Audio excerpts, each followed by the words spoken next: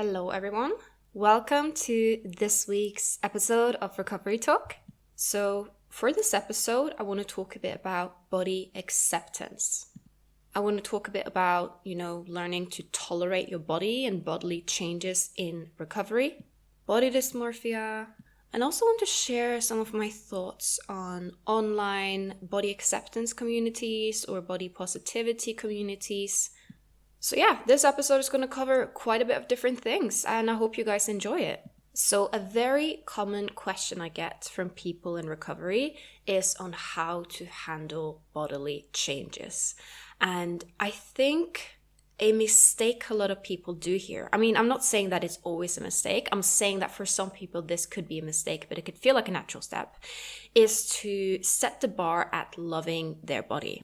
Essentially, you're in recovery. Your body is changing and it feels like it's changing fast. It feels like it's disproportionate and weird and blah, blah, all of these things because the body dysmorphia really knows how to play with you, right?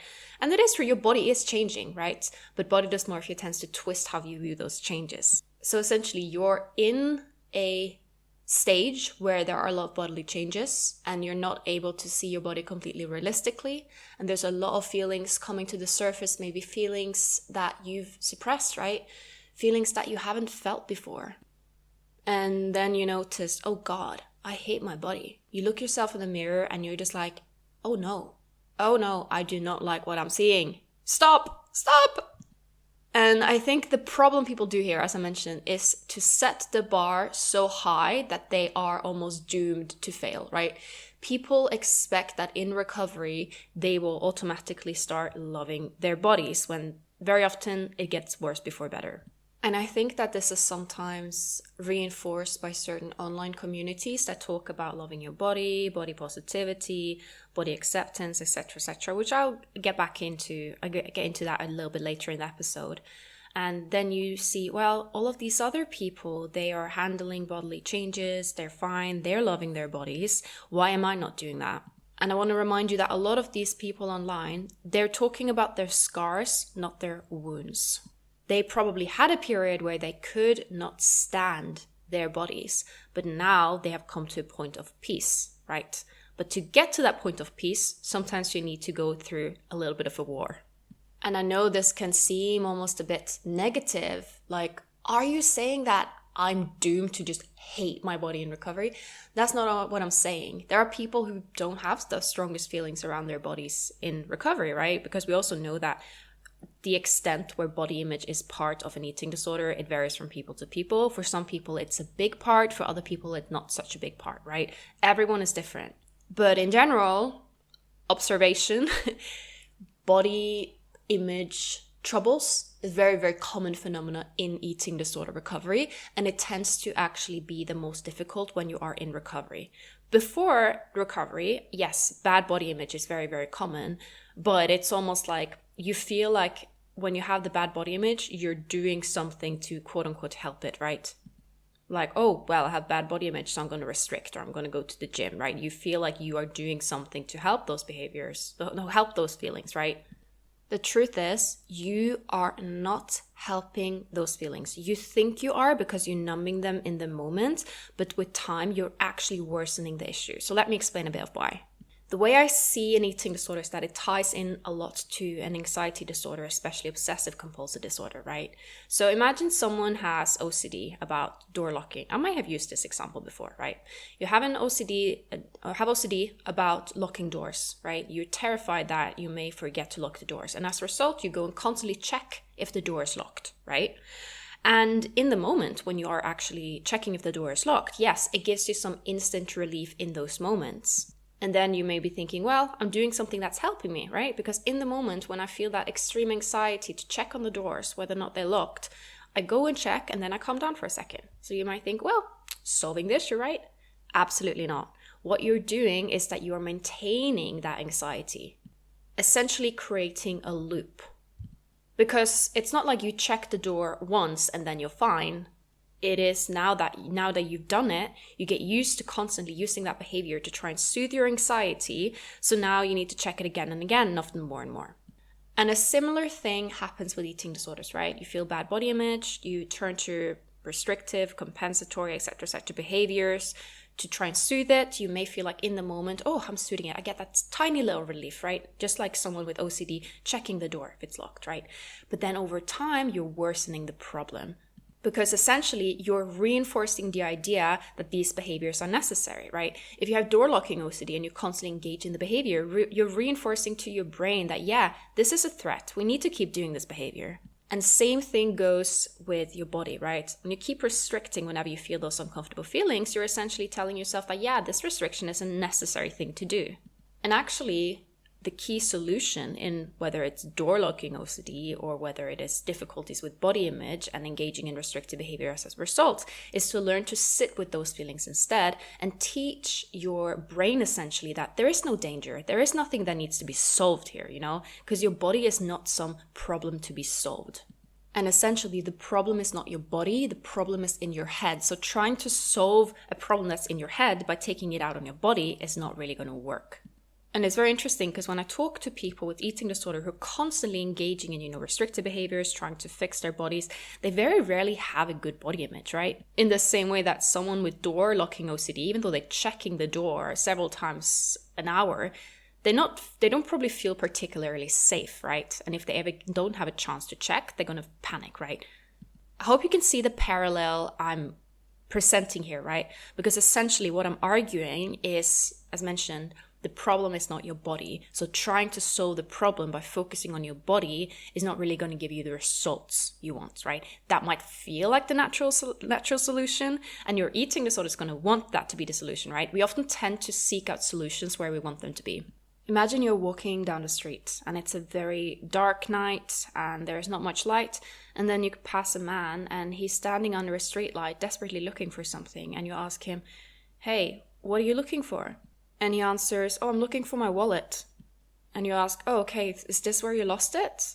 And he says, no, but this is where the light is, right? Can you see how we tend to look for the solutions, look for things where we want to find them, even if that's not where they are, right? And we keep trying and trying and trying, sometimes for years, decades, to find the solutions where we so desperately want to find them, even though we've realized there is nothing there. We can't find the solution there, right?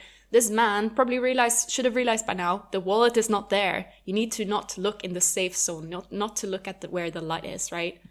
And the eating disorder hates this. Just human nature, we kind of hate this a bit because we do like comfort. We like predictability. We like, having some kind of system. And these things very often have to go when we are pursuing recovery. I must have spoken to hundreds, not thousands probably, of recoverers the last few years.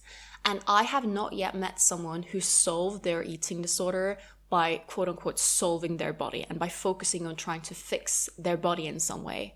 The one thing the people I talk to have successfully recovered have in common is that they have let go of that. They've let go of trying to solve their body as it was some kind of math equation, and instead just letting go of that grip over that control. And ironically, when you let go, that's usually when things get easier, right? Sometimes we hold on to things and think that if you just hold on very tight, it's going to be better, right? But sometimes just letting go, taking a deep breath, and realizing that certain things are not in your control, that can give the best results. And this is why I tend to be such a huge advocate for body neutrality in recovery, right? You don't need to focus excessively on loving your body and going there and, oh my God, every stretch mark is so beautiful, Maybe that will come with time. Like right now, I'm at a place where when I look at my stretch mark, I think they're actually quite nice. That's not something I'm just making up. I think it is just an attractive trait. But in order to get to a point where I could appreciate my body and appreciate things such as my stretch marks and all of these things, I first needed to not focus on my body at all. I needed to just accept it, right? And pursue body neutrality. And you know what? In the beginning, it felt like I was just disconnecting from my body. Like, I'll be honest, that's what it felt like. And I was thinking, well, am I doing it the right way? This is am I avoiding my body? I had a lot of thoughts like, is this the right way to do it, right? And there was not necessarily any yes or no answer to that. But for me, going through a period where my body was just not a focus, and then as I started falling in love with life again, I gradually started also falling in love with my body. And that took time, right? But I've noticed that the more in love I am with life, the more in love I am with my body. I mean, I'm saying in love here as like, not a literal sense. I'm not literally in love with my body, just as I'm not literally in love with life. But I mean, as the more I like my life, the more I like my body, right? And now I can have moments where I'm in a good mood and, I look myself in the mirror and I actually enjoy looking at myself naked in the mirror. I'm like, yeah, looking good.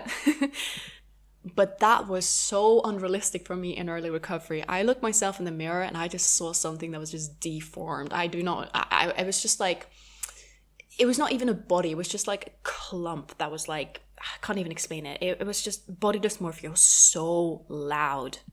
And if I put the bar for myself to be like, yeah, look at this, deformed clump that you're looking at in the mirror. You need to love this.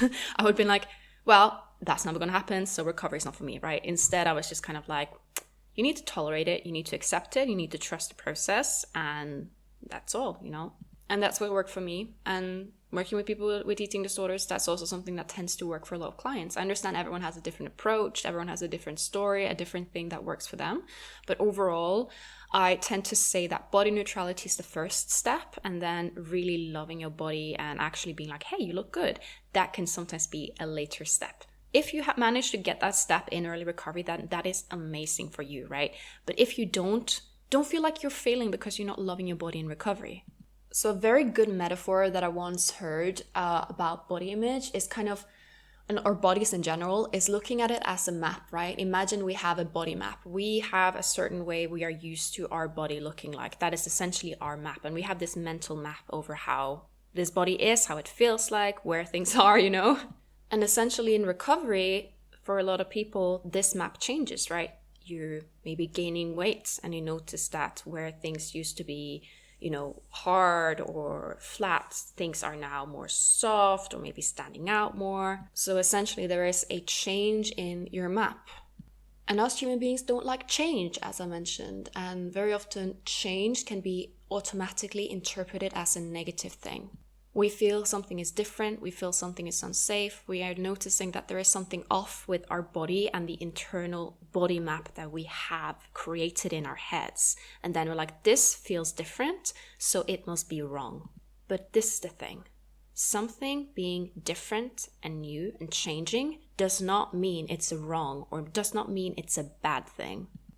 And also, with this map, with time, you're eventually getting used to the new map, right?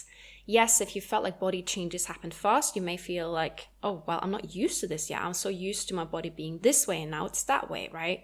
But actually, gradually with time, as you're existing in your body, you get more and more used to it. Just like how some people may get used to a sick body, they can also eventually get used to a healthy body. But it is that in-between process that can be extremely challenging. Because essentially, your body map in your head and your actual body doesn't quite correlate. So there is a temporary period of like, something is off, right?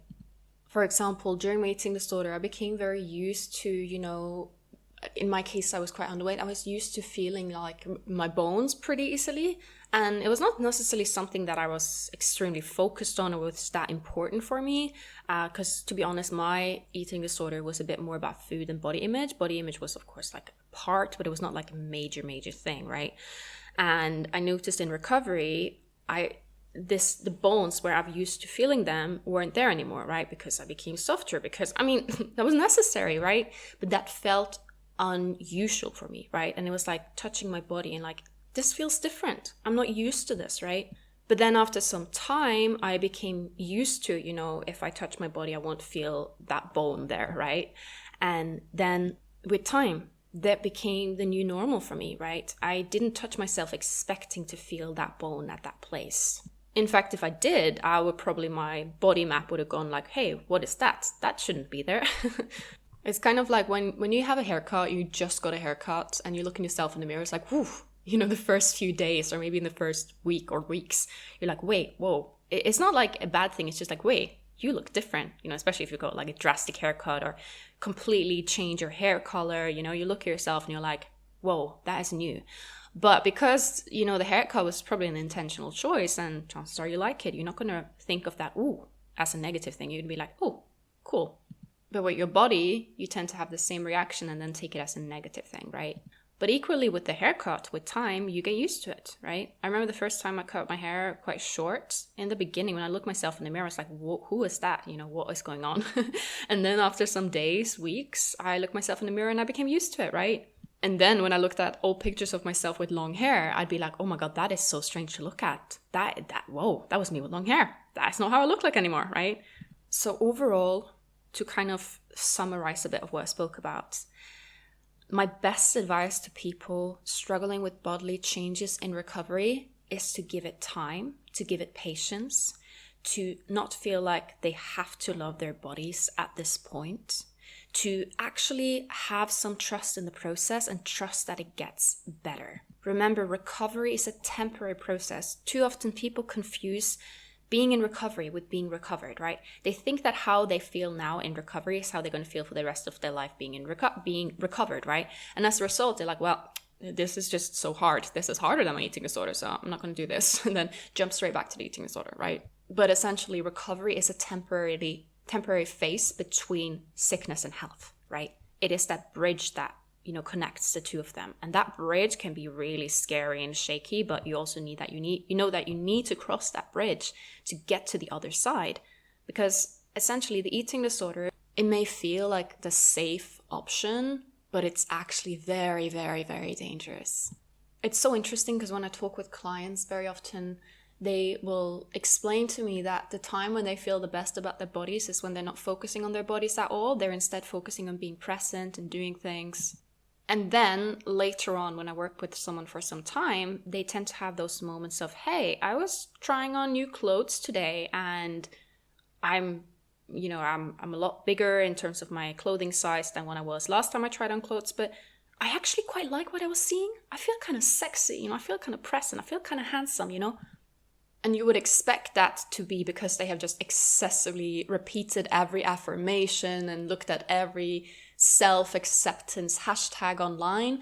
But what I see very often is that this actually just comes with being more present and having focus in their everyday life that isn't around just food, body, exercise. For example, maybe instead of spending time on Instagram, maybe they went on a date and, felt attractive, was developing meaningful relationships, friendships, spending time with family, being appreciated for other things than their bodies. Or even being appreciated for their bodies, as I mentioned, like maybe going on a date with someone where that they find you attractive, right? Which I know can bring up a lot of things. I'll do an episode on dating and eating disorders and recovery in the future because that is highly, highly requested. Also, a little fun fact. Okay, it's not really a fun fact. It's not really fun, but a little something. So you guys know how much I love the Minnesota starvation study. I've done an episode on it before. I keep repeating it just because I think it is one of the most, if not the most important study done on the cognitive side effects of undernourishment. And also it was such an unethical study that it can never be replicated. So we kind of have to just learn from it because we can't do it again because that would not get ethics approval, to put it very mildly. But anyways, guys, in this study, you saw amongst the men, right? So they basically, just to recap quickly, they took a group of perfectly mentally and physically healthy men and they starved them for a period of time just to kind of check what is the best way to refeed, right? This was many, many years ago. It was like around World War II times, right? Long, long time ago. But anyways, guys, what they discovered was that these men, as they were, approaching the refeeding stage, right, with weight gain, eating more, a lot of them reported, quote unquote, feeling fat. These were men who've had no body image issues prior. These were men living in a society where there was not really a lot of body pressure in that way. This was like the 40s, 50s. And none of them were in an environment that were particularly, strong on looking a certain way, right? So these were like men that you would think wouldn't have any issues, right? These were men that voluntarily signed up for this study as well, right? And they also knew, of course, that they needed to gain weight. But in this process, they reported feeling bad, about their bodies and uncomfortable in their bodies, uncomfortable with the changes, poor body image, seeing themselves quite unrealistically. Isn't that fascinating? So it seems here that the state of undernourishment and weight loss and then going through that refeeding process set up something in their heads, right? And interestingly enough, as they actually fully, weight restored and refed, when they went through as they had, passed the process, right, as they were done, they didn't have body image issues anymore in the same way that they had like during the recovery process. But now add people who grow up in a diet culture that have all of these messaging about how weight gain is negative and, maybe grown up in certain environments that, have a lot of pressure on body. For example, athletes, models, or just someone growing up with social media and spending time on certain social media corners that emphasize this a lot, right? If these men who had no previous issue with the body image experiences poor body image in quote-unquote recovery, then I think it's pretty safe to say that it's to be expected that you may do that as well, right? Again, not all. There probably exist people who don't struggle with the body image in recovery because eating disorders are not always tied into body image. But again, just as a general statement. So, another thing that I wanted to talk a bit about is social media. Yes, we're going for it. Social media. So, as I mentioned, social media can be a place with extreme, body pressures. People are always edited, posting all of these things. I know. And as a result, some people, I think with the best of intentions, are trying to shift that, right? Showing more quote unquote real bodies, unposed bodies, showing quote unquote imperfection. And honestly, I think this is so wonderful in itself, right? It is like wanting to show people like, hey, that social media is not real. Right? So I think the core message is amazing. And I know for a lot of people, this can be incredibly affirming and helpful. And if you are someone who find following these accounts around body positivity, body acceptance, etc., helpful, then keep doing so, keep doing so. And I also want to just quickly just clarify, when I talk about body positivity in this way, I mean more like the self-acceptance, everybody is beautiful kind of content. I do not necessarily refer to the political movement, which is now more being named more like as fat acceptance and body liberation. Terms are constantly shifting, but that is a whole different episode and topic, right? Because I think there is a huge difference between body positivity in the political sense, as in working to liberate marginalized bodies and body oppression, essentially, rather than more body positivity in terms of being positive about your body and being positive about things such as stretch marks and cellulite and all of these things, right? And I also really understand the frustration some people have with the fact that body positivity kind of got co-opted a bit, right? That it kind of changed into something that was not really originally about. But still, at its, core levels and messaging, whether it's body liberation or whether it is accepting your cellulite, like these are things that I think most of us, or hopefully most of us, at least who listen to this podcast, can agree with, right? But here's one thing that I noticed for myself, and I still, to some small extent, notice. If I go and spend time on the more body positivity side of social media, not the one body liberation side, but I mean more like the positive about your body and stretch marks and this and that and hip dips and God knows what, I noticed that I get more focused on my body, right? Maybe someone has a different experience, but I'm just sharing my experience. Like I remember I once ventured into that area and they were talking about like hip dips or something. And I was like, what on earth is a hip dip? And I learned what it is. And it's like a new insecurity could have been unlocked there, right? Thankfully, I'm someone who, my body image is pretty good. So it's not something that I spend a lot of time thinking about. But if I was insecure about my body, I think at that point I'd be like, oh, hip dips, that's something I have.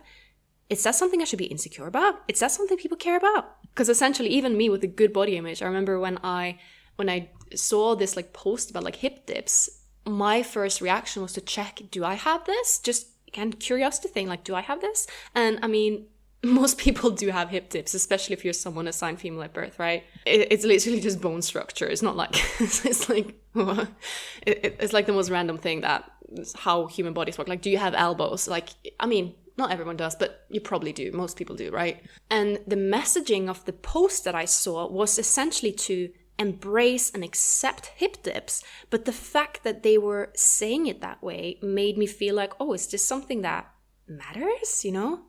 Because you don't really hear posts about embracing or accepting elbows, right? And if you see that, you're going to be like, wait, is this a debate? Is this something, wait, why is this needed? Why do you need to say it's okay to have elbows, right? But I also guess if you're someone who have, for some reason, extreme insecurities with certain part of your body, seeing them celebrated and spoken about online can maybe be helpful. But I think for some people, it can maybe unlock new insecurities. And if you are in that group, it's okay not to, you know, engage. You can agree with the core messaging. You can be someone agreeing with, you know, accepting and loving your body without feeling like you have to follow every hashtag and every influencer, right? Do what feels good for you. Don't just do what you feel and think you should do, right? And this also goes with recovery spaces in general. Like, if following someone makes you feel kind of off, but you feel like, oh, but they're a recovery account, they're a love yourself account, I should follow them, they should feel this and that way. You know, don't think of how you should feel. Think of how you actually do feel. And another thing that I've kind of noticed whenever I dig into those, you know, love yourself spaces, and again, please don't think that this is me talking against them, because I think that the messaging, the core messaging is so wonderful. And there are so many amazing people who are, you know, having these accounts with a genuine wish to help people, right? Of course, there's some who have it as almost like a business, which, I mean, we all need to make money. I get it. But sometimes it's like, I was always teased for my body shape. This is why Dove is creating a bottle shaped after my body. By now, you know, that was a joke. I'm not trying to make fun of someone, and yeah, but you get what I mean, right? Like, I understand, like, it's not always meant as a genuine wish to make people feel better at themselves. Sometimes it is also business, and we get that, you know, we all need to make money, you know, like, I'm a recovery coach. Of course, I do want to make people feel good, but I need to pay my bills. I need to, you know, to charge for what I'm doing, obviously. But another thing that I notice when in these spaces is that sometimes these influencers will pull up like comments that are negative about their bodies and make it seem like that is the general view. For example, imagine you're a woman online and you post a picture with your cellulites. So the truth is 99% of people are not really going to think, oh, cellulite, that's gross. Most people are just going to be like, yeah, it's cellulite, something. I think it's something like 90% of people assigned female at birth have cellulite. It's literally just, again, it's kind of similar with the elbow thing. It's just like our bodies, you know? And then these influencers kind of highlight the comment of Tom54, who says, ew, go to the gym. When the truth is that most people, including most men, even like online older men, probably don't think that is gross, because, you know, they probably have seen a woman in real life before and know what women look like, right? And if not, you know, that's their loss, right? But the fact that this influencer take these comments and blow them up, make it seem like there's just them against the world, right? Like this, that thinking cellulites are gross is something that most people think, when actually it's just a minority of internet trolls. And I'm thinking, if you're someone who struggles a lot with your body image, getting it confirmed from an influencer that, yeah, a lot of people think cellulites are disgusting and disturbing. You know, look at this comment. Look at these comments that this influencer gets, when actually it's just a tiny minority of trolls. I don't know. It can kind of reinforce your fears a bit, right? I don't know, guys. Maybe you guys completely disagree with me on this. Maybe you think that, you know, actually calling out these comments and standing in solidarity, you know, maybe you think that that is something that is wonderful and helpful for you. Yeah, but I just, again, this is just my experience as someone who also has, you know, gone through recovery myself many, many years ago. But I remember this, that when I followed influencers who were constantly talking about all the hate comments they get for their bodies, I was like, whoa, is it true that there's just like a bunch of people out there ready to judge and attack your body? And then I realized that most people are pretty chill, to be honest. And the people who aren't, you know, why is it worth even trying to please them, right? Why are you put on this earth to please internet trolls? And please don't think that this is me saying things such as like fat phobia doesn't exist. That is not the case at all. I completely understand that we have certain, you know, symptoms of oppression towards certain bodies.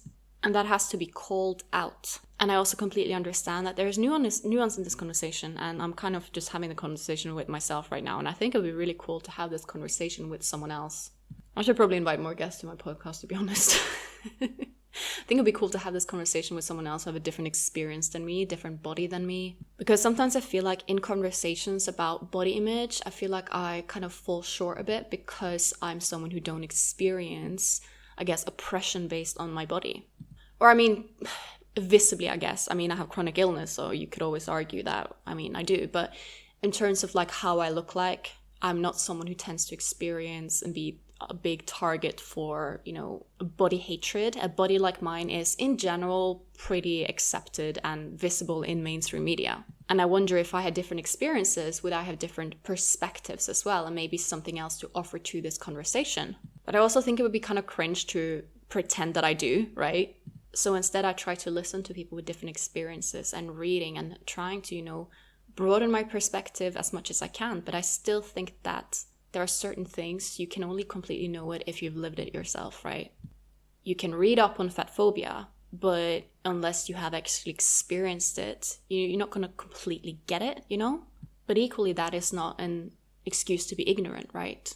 But I think too often we have a tendency of taking our experience and using that as the norm, right? And kind of dismissing other people for their experiences. So I see this sometimes within, you know, body acceptance, body positivity, where, for instance, a fat person will speak out about body oppression that they've experienced, and then a thin person would be like, yeah, but what about thin people? What about, you know, skinny shaming? And it's absolutely true. There is such a thing as, you know, skinny shaming, being shamed or called names because you're too skinny. But there isn't the same structural oppression against you when you're a thin person versus when you're a fat person. I tend to separate between internal and external oppression, which is a very imperfect way of doing it, but just like as a quick, quick way to talk about something that is not really quick or simple at all. But essentially, if you are a fat person, the oppression is also external, right? For instance, you might experience your doctor withholding treatment or medication from you because of your size. You may go to a clothing shop and not find your size in clothing. You go on a plane and you can't fit into the seat because essentially the world is not created for people of your size. Whilst as a thin person, you may have the internal thing where you're shaming yourself. And a fat person can have that as well. Like this internal shaming, this internal, I guess, oppression where you're kind of oppressing and shaming yourself. I'm not sure if oppression is the right word, but I hope you understand what I mean. So essentially, when you're a thin person, you may be shaming yourself and you might be feeling extremely bad in your own body image. And this can feel so real and so painful, you know? But you can still, for instance, fit into the seat at the plane, buy clothes at the normal store. You don't have to go to special departments to get your size. You can still go to the doctor and be taken seriously. And it's not necessarily that you aren't oppressed in any ways. It's just not that you're not oppressed due to your body size.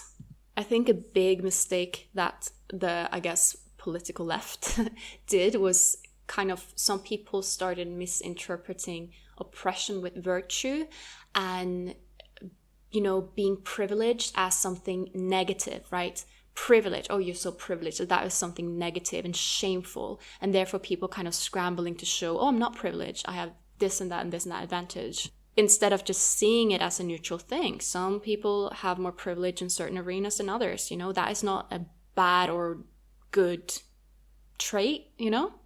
So, for example, as a thin person, I have thin privilege. That don't make me some evil person. It just means that I have the privilege of not being oppressed based on my body type.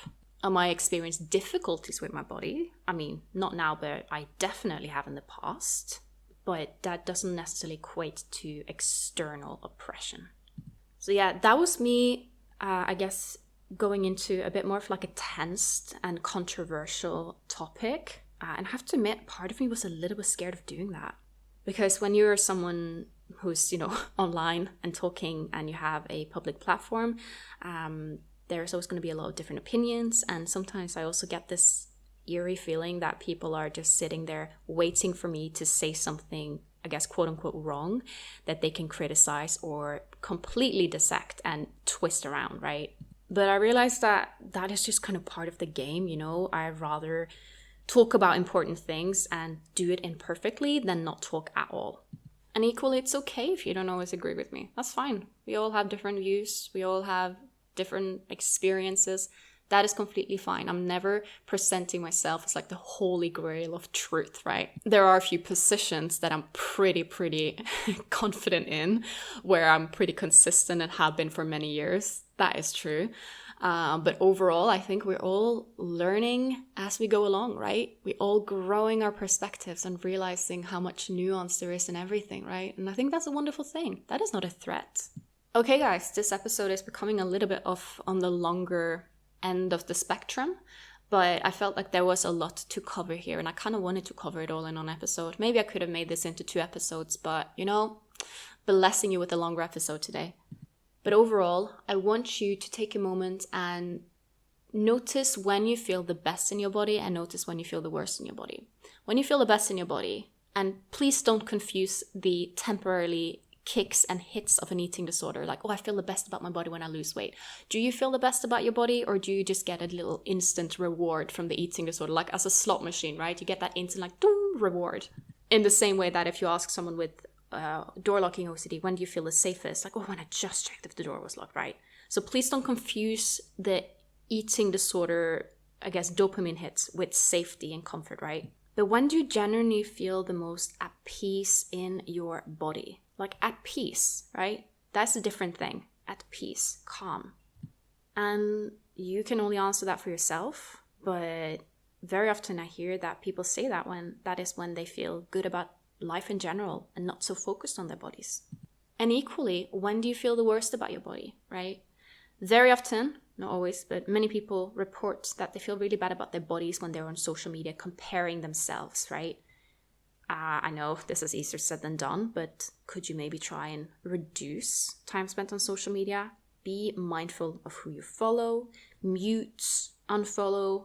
If you have that, person that you went to school with 10 years ago that's just always posting about their fitness journey, you know that you can unfollow them, right? And if unfollowing feels a bit awkward, you can mute them, right? That's completely okay. You don't owe anyone likes and an audience when that comes at the cost of your own mental health and well-being. So take note of how you feel, not how you think you should feel, not how you think you should handle things. It could be that in recovery, you kind of just need to mute and unfollow a lot of people. And then it could be that when you're recovered, you become more chill about it. I remember when I was in recovery, I was so sensitive to people, talking about their food and body, etc., etc. I was just unfollowing as crazy, And then now, it's like, I don't really care that much anymore. If someone is like talking about, their diet, I mean, thankfully, I don't have a lot of people in my life who have those values, right? But if they were to, and when I hear those conversations, it's not really something that triggers me because I'm so calm and confident and secure in my own relationship with food and body. But back in my recovery, this was something I felt like threatened my entire, worldview and journey. And oh my God, it was so threatening to me because it threatened something that I was trying so hard to protect, right? If it's hysterical, it's often historical. Okay, guys, I'm ending off this episode with a listener question. So this was from an Instagram ask box that I had up a while ago. And the person was essentially asking if I could discuss the what I eat in a day trend. I think that's something I could probably make a whole episode about. But overall, I am a little bit skeptical towards that trend. And the reason for that is because I think that for people with eating disorders, they can so quickly start comparing themselves. I have seen examples where I think it could probably be more helpful. For instance, I've seen people being like, hey, I'm going to be upfront about and share how much I was actually eating when I went through extreme hunger, so you guys feel less alone, right? Those kind of things I can understand that can maybe be helpful for some people, right? But overall, eating disorders, they have this amazing tendency to compare and draw conclusions. For example, imagine you do what I eat in a day and you're posting that you're eating whole grain bread, right? For instance, I love rye bread. I think rye bread is actually, I genuinely like it. I'm Scandinavian, we like our rye bread, right? Imagine if I did what I eat in a day and I posted I was eating that, right? Someone with an eating disorder can maybe look at that and think, oh, you are eating whole grain rye bread. That means that white bread is bad, right? Even though that was not at all what I intended, that could be the conclusion some people draw from it, and then start feeling bad because they ate white bread, not whole grain bread, right? So that was just an example. I think another very common one is that people compare amounts, right? So especially if you're following someone who is not in eating disorder recovery, or maybe they even are, but you're following essentially someone who is eating, I guess we can say, quite a restrictive amount, and then you are comparing yourself and you're like, well, you are eating a lot less than me, and then you start feeling wrong because you're eating more than them, when first of all, everyone's needs are different. In eating disorder recovery, you probably need a lot more than a quote-unquote normal amount. I've spoken about this before in many, many episodes, so yeah, check that out if you haven't already.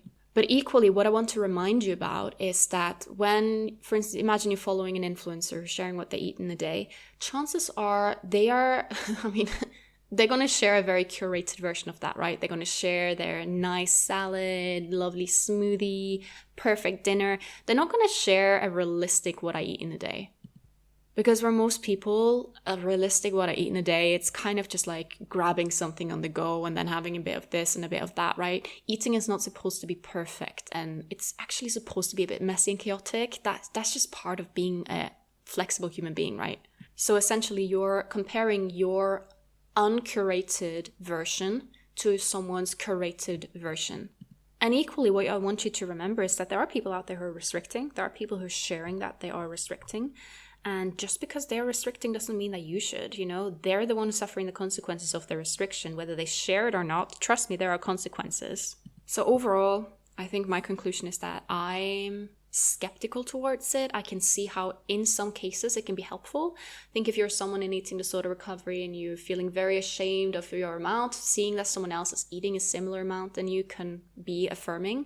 But then again, I think relying too much on external affirmation can also be harmful, right? Because imagine if you find someone that you're like, oh yes, this person is like in quote unquote real recovery, they're going all in, they're sharing what they're eating, but then suddenly they start eating less, or suddenly they change the ice cream with yogurt, right? And then you have put so much on your, I guess, affirmation in that other person. You've given them the power to control how you feel about intake, whether it's good or bad, right?